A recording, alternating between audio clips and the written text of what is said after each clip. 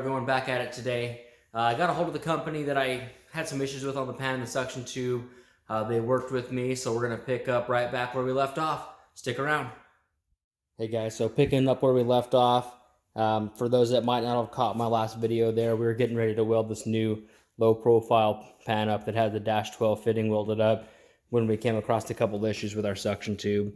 Unfortunately, there were some quality issues where the O-ring interface goes there into the block, and there's just no way we could have used it. So reached out to the company. They've got a new one on the way. Hopefully they'll have checked it out before they send it, making sure that there's no quality issues. So we'll get this stuff cleared off, get the workbench all cleaned up here, and we'll go ahead and move on to some of the turbo system for today. So what we'll go ahead and do is get this dual flow regulator all set up, get it on the argon tank, get this sucker plugged up, get it nice and clean, and get to welding.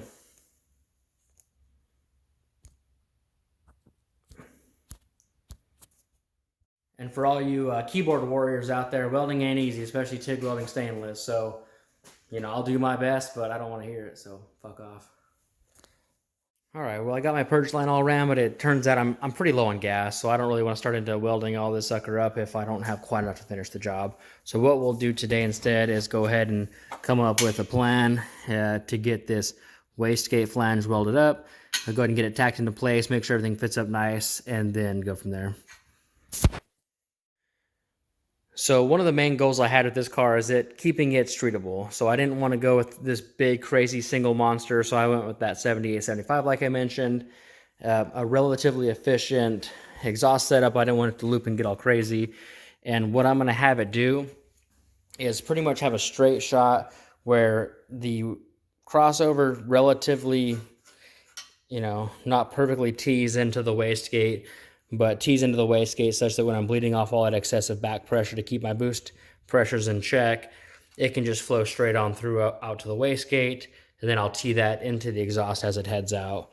So as we look down in here, you can see part of that flow will come straight into the turbo. So we're looking through that T4 flange right here down into the crossover tube, and what doesn't make it into the turbo will be able to go straight out the wastegate.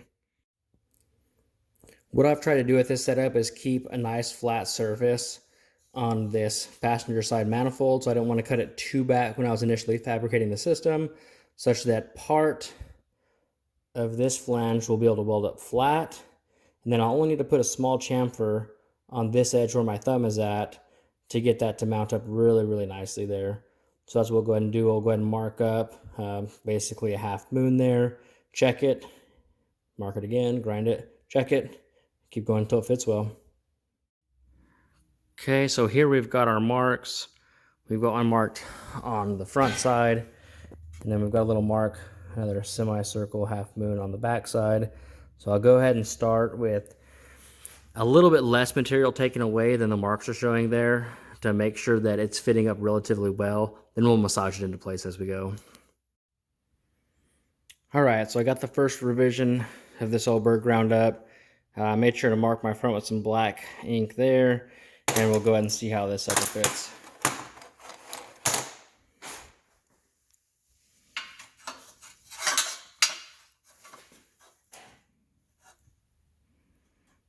Okay, you can see we're pretty close. Need to take quite a bit off the backside. And one thing I got to be real careful of is not to take too much of this front lip, because we need to make sure we have plenty of room on this surface for the V-band clamp itself. So I'll go ahead and take quite a bit more off of that back side there on the back of the hoop, and then check it again.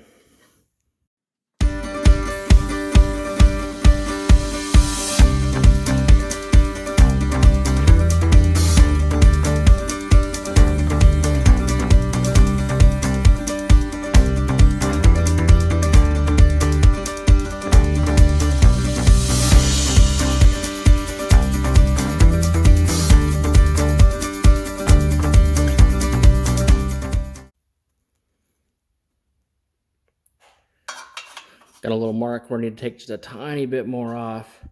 Pretty much just bring that black surface down a little bit. Yeah, it's gonna put me real close. Close enough where I can weld it.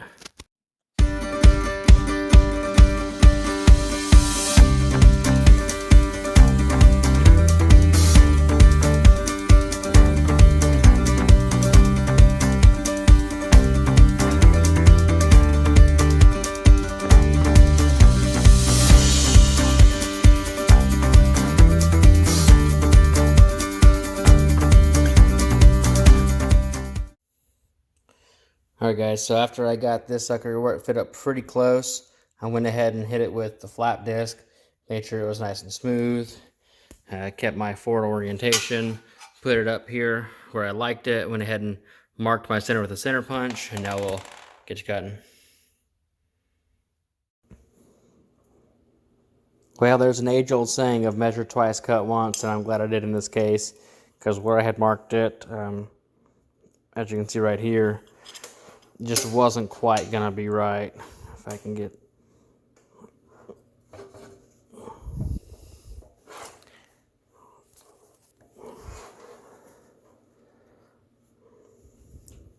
so that's about where I had marked it, and it looks about right, you know, from this angle. But then when we look at where the downpipe feed-in would have been, it's not quite in the same plane. So it would have made for a real pain in the butt trying to do the wastegate fabrication. I'd like for there to be, you know, one straight shot, a 90, and then it to go straight into the what's going to essentially be the downpipe, but the out pipe for the turbine. So what we'll end up doing is just rolling it down a little bit. The pipe will basically be in plane with what you see here. So we've gone ahead and rolled it into its new position there. Now we will go ahead and mark it. As you can see here, it's in plane a lot better with where that turbine is going to poke out. So much more happy with that. Okay, so we've got our new location, got a center punch there, and now we'll start drilling.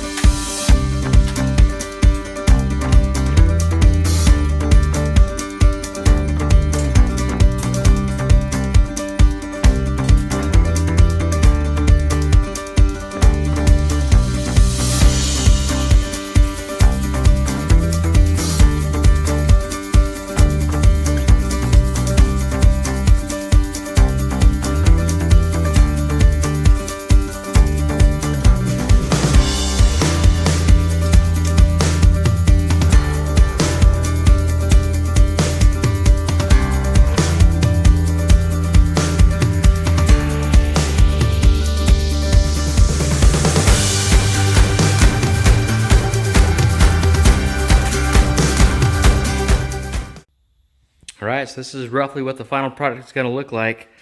It was a bit tricky with the Nova, not a ton of room in the front unless you want to completely get rid of the core support, and that's just not something I was quite ready to do on this old thing yet. Probably should have in hindsight, you know. I already hacked up on it enough, but decided to keep it tight, go ahead and get it all as close to the accessory drivers as possible. So here you can see the driver's side Flowtech comes out nice and tight, tucks in just in front of the accessory drive. Plenty of room above the fan belt, fan pulley, tees in there. I'll get all that final welded later on. I wanted to make sure everything was going to fit the other choice. So how it's going to work is this is going to come straight down into my back door intercooler, across. It'll come straight back, up, over, and straight back into the intake manifold there. So maybe back here will be a little bit easier to show. Down, across, up, over, straight back in. So should be a pretty nice arrangement for both the hot side and the cold side, at least for my goals for this project. So yeah, heck yeah, pretty pumped with that. All right, guys, I think that's gonna call it for the night. I appreciate y'all watching. Stick around. It's hopefully, you know, every couple days I post another video. Tonight we got the wastegate all fabbed up, mounted up. It looks real good. I'm pretty happy with it.